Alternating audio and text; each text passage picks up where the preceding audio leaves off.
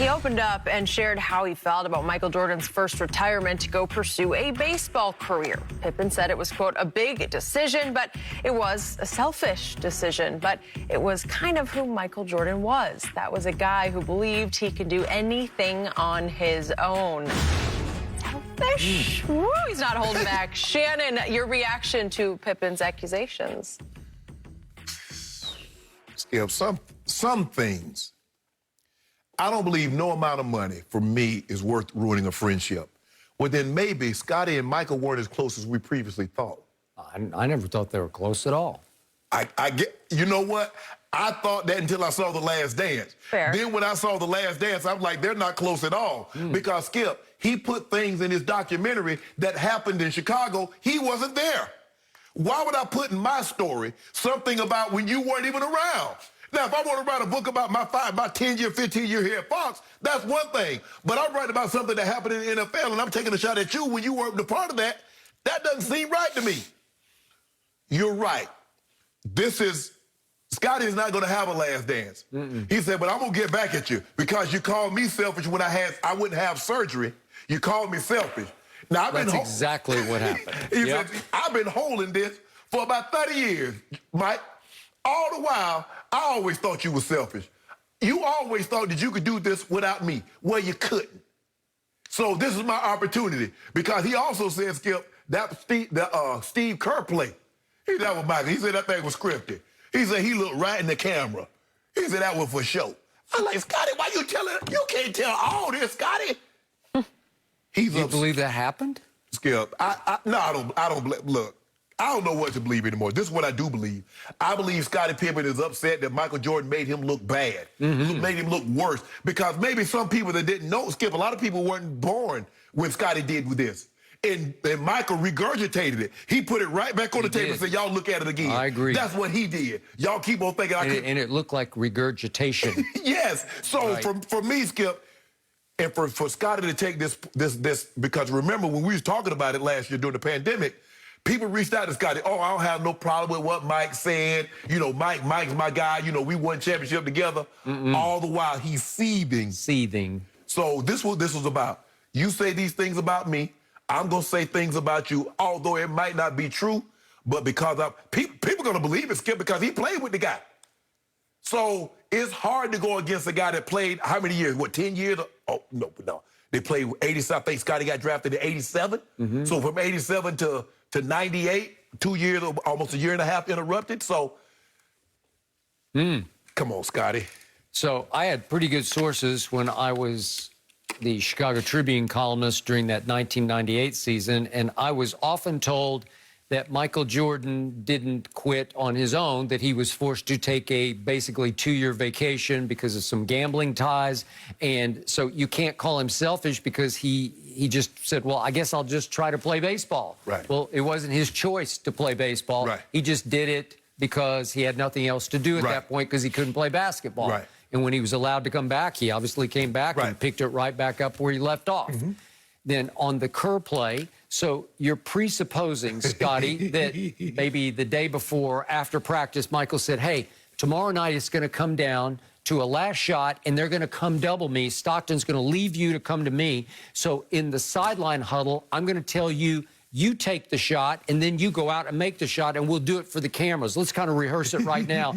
Well, how could you presuppose that the game's going to come down to the last shot? And again, I guess because he said Mike was kind of looking at the camera. He knew he knew where the cameras were. Because he also said, you better believe if Kerr doesn't come to double down, he's going to shoot that ball. Yeah, we should. So Michael Jordan made the right play. The play that LeBron gets criticized for, he got double teamed, he gets triple teamed, he makes a pass. But he called his shot in the huddle, and how can you call a shot when you can't know exactly what the defense is going to be? But he knew. Right. He said, Stockton will come to me, you're going to be left wide open, you're going to make this shot. Yes. Well, if Michael Jordan tells you you're going to make a shot, you're going to make it. And Steve Kerr made it to win the game. Way to go. I just don't know why Scottie would do. I get it, Skip. Look, sometimes people say things, and you just, you know, hey, you just chalk it up, say, man, I thought we were better than that. I ain't saying we were the best of friends, but I thought we were better than that. Clearly. I mean, like I said, Skip, I don't agree with Mike. I don't believe Mike should have put that part in his documentary. I don't. I don't. I don't believe he should have said Scottie was selfish. I don't. Because he made, Scottie, because Scottie wouldn't, hold on, Scottie tried to get money. I'm selfish. Scottie like, well, hold on, bro, you called me selfish, you quit. Yep. You left us. So what was that? So Scott, everything that Michael alleged about Scottie in his book, I mean in the documentary, Scottie said, I'm gonna put this thing on and put it in black and white. That is correct. I'm gonna put pen to paper on you. This is becoming maybe the best feud in sports, but it's kind of one-sided right now. Man, I can't. To sell a book, Skip, I mean, come on, man. People, I couldn't. I couldn't. No, there's no amount of money. Nobody could do anything. None of my friends could do anything to me to make me do something like that. Okay, but you used the operative word, seething. That's what he is. He's seething. If you felt like you were wronged maybe really badly, would you write a play again? There's a lot here. Shannon, what do you make of Scottie saying this about Phil Jackson? Well, let me take the first part about the play first, Skip. Okay. I don't believe that's true. I believe Scottie was frustrated. Scottie had been number 2 for 7, 8 years. Number 1 steps away. Number 2 believes that once number 1 is away, I'm number 1. Because you would have never asked Michael Jordan, not saying that Scottie Pippen was Michael Jordan, but you would have never asked Michael Jordan to inbounds a ball to me. So why, if it's my time, I've been the best player, I was the All-Star game, Skip, remember, he was the All-Star game MVP. He was. So why are you asking me to do that? And considering what Scottie must understand is that this was never going to go away. This is the one thing that you can't come back from, Skip. He won 3 more championships, but they still go back to this. Skip, Shoeless Joe Jackson has the second highest lifetime batting average in baseball history, 358. Yep. But that's not what he's known for.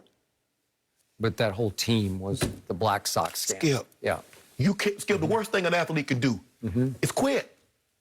Ain't no way around it, Skip. I like Pip. He quit. He refused to go in the game. He says, you know what? I'm going to sit right here. Bill Cartwright is begging with him. Scottie, don't do this. Get in the game, bruh. No. So he quit. And considering Tony Kukoc hit the shot, it's hard to argue with that Phil was placed his trust in Tony. Because he hit the shot, Skip. I just don't get, I understand that he's selling a book. But some things, Skip, you just don't throw stuff out there like this. Nope, you do not. Now, the Kobe thing, I agree with Scottie. Phil was wrong. You don't put the man out there. There's certain things that go on in the locker room, Skip, and that's one of the reasons I haven't wrote a book about my playing life. Because certain things, you just take to your grave. You just chalk that one up and say, you know what, boy, man, we were crazy. We did some crazy things in high school and in college and for sure in the NFL. You just take it to your grave. Even at gunpoint, I ain't telling you jack. Okay. Got it. And for Phil to do this, to write a book, and then you go back and coach the guy, but that just goes to show you Kobe's level of professionalism. But Kobe didn't give a damn about what you said about him. Kobe ain't never cared about what anybody said about him. It didn't matter. Mom, dad, brother, uncle, cousin, friend, it didn't matter. Can you help me win? Kobe had a single, this was Kobe. All that other stuff that's going on, I don't see nothing. All I see is a title. And I see hard work in between for me to get to that title. So what you say on either side, it doesn't even matter. Okay, I'm going to say this again about Scottie Pippen, and I was there in 1998 covering that Bulls team. Okay. Big picture. Everything you're hearing from Scottie now is all about his attempted revenge for The Last Dance, in which he felt shamed by Michael Jordan in that documentary, and in the large part, he was shamed. So now he's going to be as outrageous as possible. He's going to go a little over the edge whenever he's given the opportunity, in this case by Dan Patrick, just to create more controversial interest in his upcoming book, which isn't even out yet. But his book is going to be his revenge for The Last Dance. It's going to be his answer to The Last Dance. Okay, so we get all of that. But do I think there was some racist component to Phil's decision-making to give the ball to Kukoc? Kukoc had made several late shots that year and one walk-off shot on that same play. So all Phil was trying to do was win the game. And I remind everybody, Kukoc was Jerry Krause's boy. He was Jerry Krause's discovery as the Michael Jordan of Europe. And so wait a second, if Phil Jackson is at war with Jerry Krause, Why would he go out of his way to spotlight Tony Kukoc on the last play just because he's white? No, he's Jerry's boy. Right. You don't want to do that. Right. All Phil was trying to do was win the basketball game. And again, in Phil's mind, Scottie had never been anything but Robin.